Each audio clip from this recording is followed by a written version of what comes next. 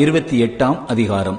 ஈசாக்கு யாக்கோப்பை அழைத்து அவனை ஆசீர்வதித்து, நீ கானானியருடைய குமாரத்திகளில் பெண் கொள்ளாமல் எழுந்து புறப்பட்டு பதான் அராமில் இருக்கிற உன் தாயினுடைய தகப்பனாகிய பெத்துவேலுடைய வீட்டிற்கு போய் அவ்விடத்தில் உன் தாயின் சகோதரனாகிய லாபானின் குமாரத்திகளுக்குள் பெண் கொள் என்று அவனுக்கு கட்டளை இட்டான்.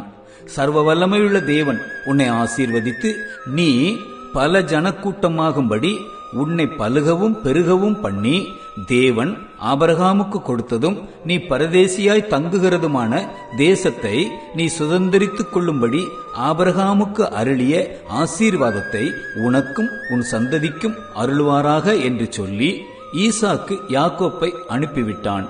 அப்பொழுது அவன் பதான் அராமில் இருக்கும் சீரியா தேசத்தானாகிய பெத்துவேலுடைய குமாரனும் தனக்கும் ஏசாவுக்கும் தாயாகிய ரெபேக்காளின் சகோதரனுமான லாபானிடத்திற்கு போக புறப்பட்டான்.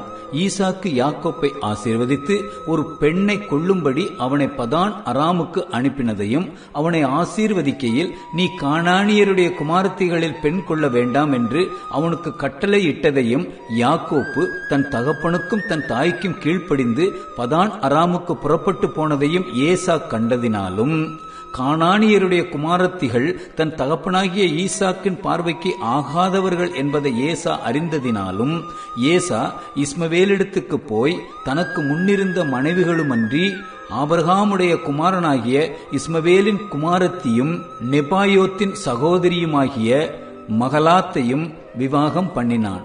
யாக்கோப்பு பெயர்செபாவை விட்டு புறப்பட்டு ஆரோனுக்கு போக பிரயாணம் பண்ணி ஒரு இடத்திலே வந்து சூரியன் அஸ்தமித்தபடியினால் அங்கே ராத்தங்கி அவ்விடத்து கற்களில் ஒன்றை எடுத்து தன் தலையின் கீழ் வைத்து அங்கே நித்திரை செய்யும்படி படுத்துக் கொண்டான். அங்கே அவன் ஒரு சொப்பனம் கண்டான். இதோ, ஒரு ஏணி பூமியிலே வைக்கப்பட்டிருந்தது, அதன் நுனி வானத்தை எட்டி இருந்தது.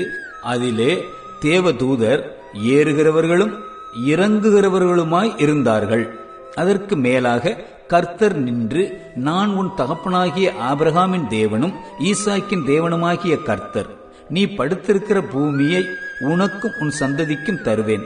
உன் சந்ததி பூமியின் தூளைப் போல் இருக்கும். நீ மேற்கையும் கிழக்கையும் வடக்கையும் தெற்கையும் பரம்புவாய். உனக்குள்ளும் உன் சந்ததிக்குள்ளும் பூமியின் வம்சங்களெல்லாம் ஆசீர்வதிக்கப்படும். நான் உன்னோட இருந்து நீ போகிற இடத்திலெல்லாம் உன்னை காத்து இந்த தேசத்துக்கு உன்னை திரும்பி வர பண்ணுவேன். நான் உனக்கு சொன்னதை செய்யும் அளவும் உன்னை கைவிடுவதில்லை என்றார். யாக்கோப்பு நித்திரை தெளிந்து விழித்தபோது, மெய்யாகவே கர்த்தர் இந்த ஸ்தலத்தில் இருக்கிறார், இதை நான் அறியாதிருந்தேன் என்றான். அவன் பயந்து, இந்த ஸ்தலம் எவ்வளவு பயங்கரமாயிருக்கிறது, இது தேவனுடைய வீடே அல்லாமல் வேறல்ல, இது வானத்தின் வாசல் என்றான். அதிகாலையிலே யாக்கோப்பு எழுந்து தன் தலையின் கீழ் வைத்திருந்த கல்லை எடுத்து அதை தூணாக நிறுத்தி அதன் மேல் எண்ணெய் வார்த்து அந்த ஸ்தலத்திற்கு பெத்தேல் என்று பெயரிட்டான்.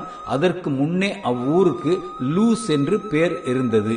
அப்பொழுது யாக்கோப்பு, தேவன் என்னோட இருந்து நான் போகிற இந்த வழியிலே என்னை காப்பாற்றி உண்ண ஆகாரமும் உடுக்க வஸ்திரமும் எனக்கு தந்து என்னை என் தகப்பன் வீட்டுக்கு சமாதானத்தோட திரும்பி வர பண்ணுவாரானால் கர்த்தர் எனக்கு தேவனாய் இருப்பார்.